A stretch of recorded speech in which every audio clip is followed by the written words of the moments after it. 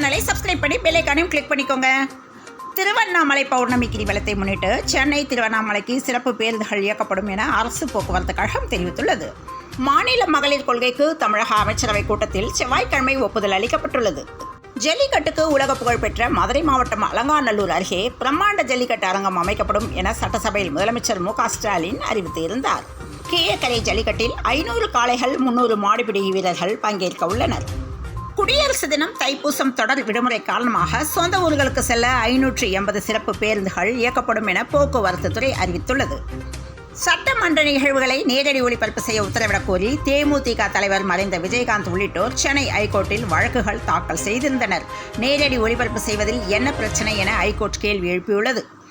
பத்திரப்பதிவு மூலம் தமிழக அரசுக்கு ஒரே நாளில் ரூபாய் 168 கோடியே 83 லட்சம் வருவாய் ஈட்டியுள்ளது. லோக்சபா தேர்தலில் கூட்டணி அமைக்க 2 நிபந்தனைகளை விதித்து மக்கள் நீதி மய்யம் கட்சி அறிவித்துள்ளது. மக்கள் நீதி மய்யம் தலைமை அலுவலகத்தில் நடந்த நிர்வாக குழு மற்றும் செயற்குழு கூட்டத்தில் இன்று முக்கிய தீர்மானங்களை முன்மொழியப்பட்டு நிறைவேற்றப்பட்டுள்ளன. கடலூர் கொத்தனூர் கிராமத்தில் ஒரே சமூகத்தை சேர்ந்த ஜோடி காதல் திருமணம் செய்து கொண்ட நிலையில் பெண் தரப்பினர் மணமகன் தரப்பை சேர்ந்த பெற்றோர்களை வீடு புகுந்து தாக்கியது அதிர்ச்சியை ஏற்படுத்தியுள்ளது. முதலீட்டாளர்கள் மாநாடு முடிந்தும் முதலீடுகள் தொடர்கின்றன என முதல்வர் ஸ்டாலின் தெரிவித்துள்ளார்.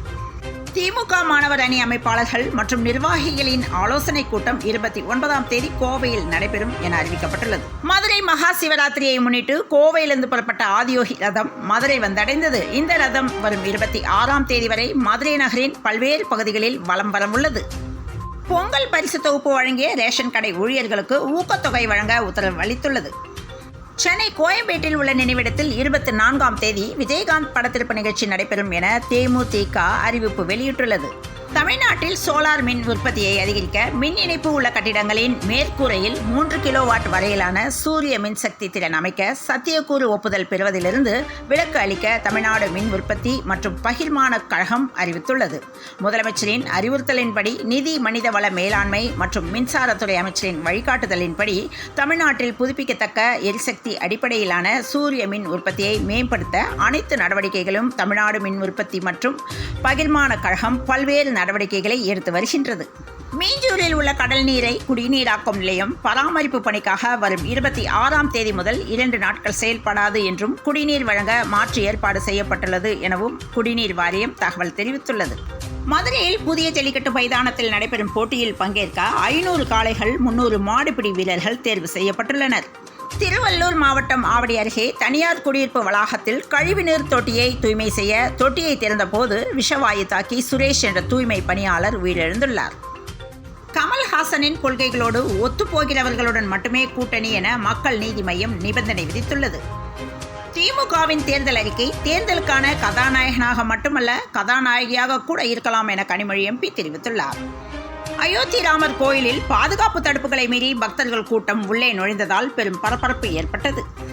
தூத்துக்குடியில் வீரமா முனிவரின் உருவ சிலையுடன் கூடிய மணிமண்டபம் முதலமைச்சர் மு க ஸ்டாலின் திறந்து வைத்தார். இந்தியாவில் முதன்முறையாக கடற்கரையில் மெட்ரோ ரயில் நிலையம் அமைக்கப்பட உள்ளது. சென்னை மெரினா கடற்கரையில் அமையவுள்ள இந்த ரயில் நிலையம் சுனாமியை தாங்கும் வகையில் வடிவமைக்கப்படுகிறது. வீட்டு பணிப்பெண் சித்திரவதை செய்யப்பட்டதாக எழுந்த புகாரை தொடர்ந்து பலாவரம் தொகுதி திமுக எம்எல்ஏ கருணாநிதியின் மகன் மற்றும் மருமகளை பிடிக்க தனிப்படை அமைக்கப்பட்டுள்ளது. இளையான்குடி அருகே சாலை கிராமத்தில் நடைபெற்ற பள்ளிவாசல் திறப்பு விழாவில் மத நல்லிணக்கத்தை போற்றும் வகையில் இந்துக்கள் மற்றும் கிறிஸ்தவர்கள் சீர்வரிசை கொண்டு வந்தது நெகிழ்ச்சியை ஏற்படுத்தியுள்ளது. சென்னை மீனம்பாக்கம் சர்வதேச விமான நிலையத்தின் விமான ஓடுபாதை அருகே ராட்சத பலூன் ஒன்று விழுந்ததால் பரபரப்பு ஏற்பட்டது. ஜனவரி 27ஆம் தேதி முதலமைச்சர் மு க ஸ்டாலின் ஸ்பெயின் புறப்படுகிறார். வரும் 27ஆம் தேதி ஸ்பெயின் புறப்படும் முதலமைச்சர் மீண்டும் பிப்ரவரி 12ஆம் தேதி சென்னை திரும்புகிறார். கிளாம்பாக்கம் பேருந்து முனையத்தில் இருந்து தான் ஆம்னி பேருந்துகளும் இயக்க வேண்டும் என போக்குவரத்து துறை அமைச்சர் சிவசங்கர் தெரிவித்துள்ளார்.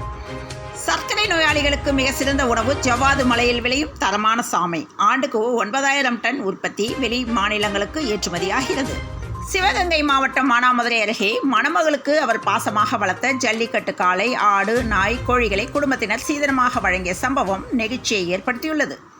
இங்கிலாந்துக்கு எதிரான டெஸ்ட் தொடர் KL ராகுல் விக்கெட் கீப்பராக செயல்பட மாட்டார் என ராகுல் டிராவிட் பதிலளித்துள்ளார். சென்னையில் ஆபரண தங்கம் நேற்றைய விலையில் மாற்றமின்றி சவரன் ரூபாய் 46,640க்கு விற்பனை செய்யப்படுகிறது. மும்பை பங்கு சந்தை குறியீட்டு எண் சென்செக்ஸ் 561 புள்ளிகள் உயர்ந்து 71,900 1084 புள்ளிகளில் வர்த்தகமாகிறது. இத்துடன் இந்த செய்திகள் நிறைவடைந்தன. மீண்டும் நாளை காலை செய்தியில் சந்திப்போம். வணக்கம்.